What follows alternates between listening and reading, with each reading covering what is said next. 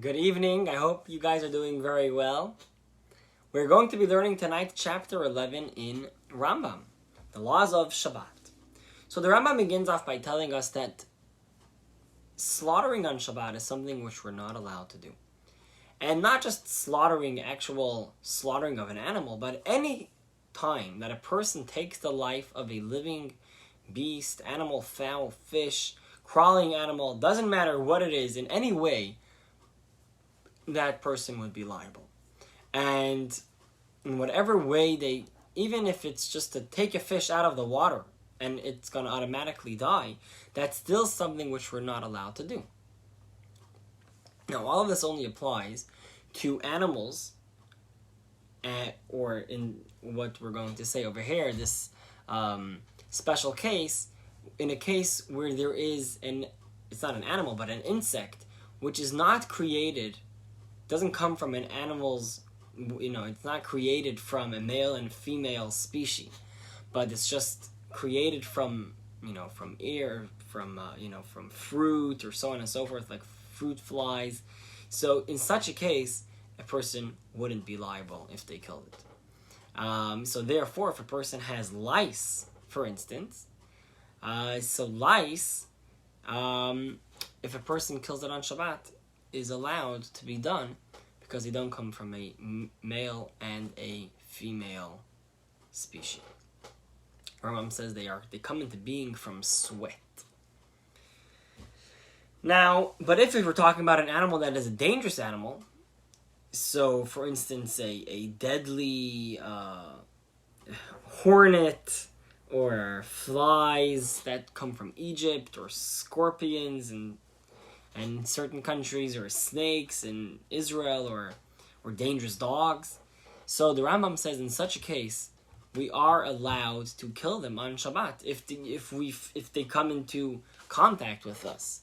And any type of dangerous animal, we are allowed to kill on Shabbat, as long as they are a disruption. But if they're far away, or they're running ahead of us and they're not a threat, so then we shouldn't touch them. But if they are a danger for us, they're running after us, so then of course we're allowed to kill them. Now, the Rambam continues on by saying in regards to skinning an animal, so we spoke about a person that slaughters or kills an animal. Now he talks about the idea of skinning an animal, which is also not allowed to be done on Shabbat. So, for instance, any person who skins an animal and wants to make parchment out of it and take the leather and do something out of it, that's something which is not allowed to be done on Shabbat. So we're not allowed to sand it down, or to take off the hair from the skin. All of that is something which we're not allowed to do. To flatten it out and so on. And separating the different levels of the skin, you have the outer side and the inner side, or treading on it with your feet so that it should become hard, or soften it with our hands, extending it, leveling it. All of that is something which we're not allowed to do on Shabbat, because these are all works of creating something which we're not allowed to do on Shabbat. So too also a person is not allowed to cut. We're not allowed to cut on Shabbat, as we spoke about yesterday already. But over here we're talking about in the regards to an animal's hide, we're not allowed to cut a piece of that leather or of that parchment for use. And unless a person is just cutting it just to destroy, to cut it up and throw it out, so in such a case, the person would not be liable, although you shouldn't do it. And any type of cutting we're not allowed to do, whether it's wood, whether it's metal, whether it's a little piece of wood to use as a toothpick, any of that is something which we're not allowed to do.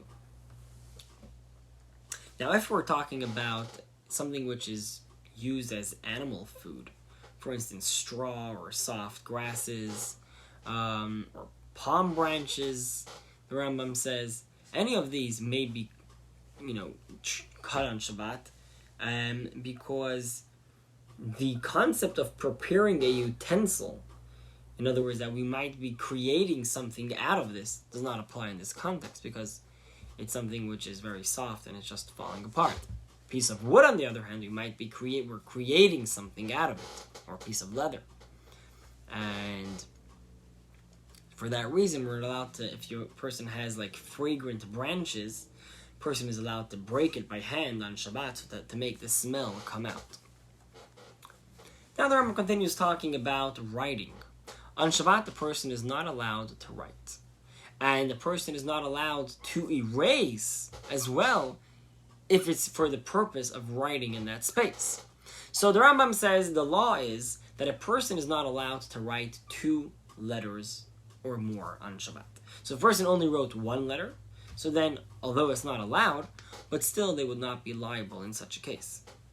So to also, if they only erase 1 letter, they also wouldn't be liable because they haven't erased space enough to write 2 letters. But if it was a large letter, and now that you've erased it, now there's space to write 2 smaller letters, so then we would be liable. And erasing just in order to destroy, so that's also something which we would not be liable. Now, what about if a person, in any case where a person writes 2 letters, they would be liable, especially in a case where a person actually writes an entire word by writing 2 letters that create a word.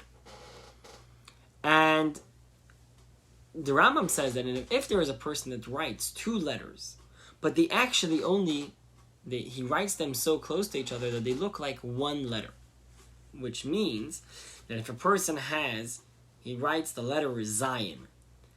So the letter Zayin is like a little, looks like a T, but with a short head. So you have 2 letter Zayins, one next to each other.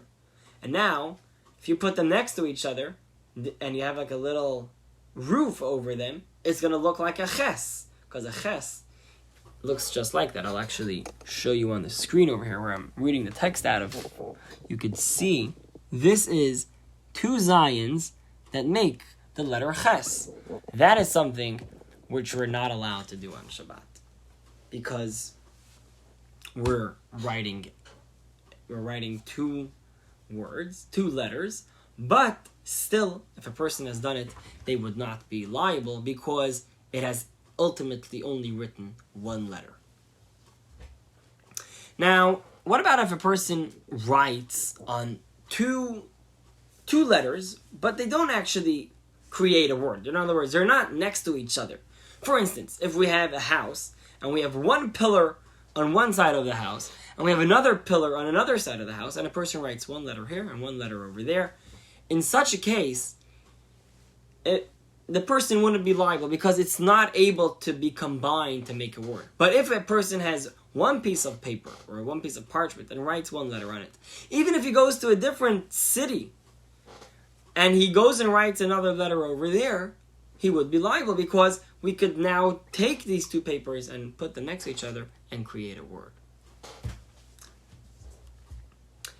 Now, even if a person writes a letter which everyone understands that letter refers to a certain word, still they would not be liable because it's not that actual word. Even if they write a letter as a number, because the aleph bet, the letters have a numerical value, still a person would not be liable. Although, again, it is not allowed. What about if a person wrote a letter with their foot or with their other hand? So if a person is right-handed, they write it with their left hand, or if a person is left-handed, they write it with their right hand, and so on. In any such case, the person will not be liable.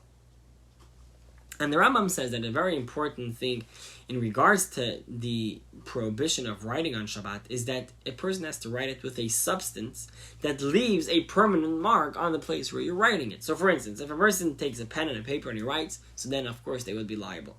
But if a person takes a pen and he writes on a leaf, which would eventually, if you just wash it off, it goes away, so then they would not be liable.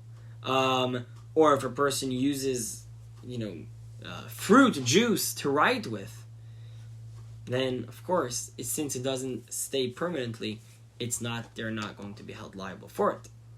And so also in regards to a person which is erasing, also they would only be liable in regards to erasing if it was something which was written in a more permanent form, and now they have erased it off.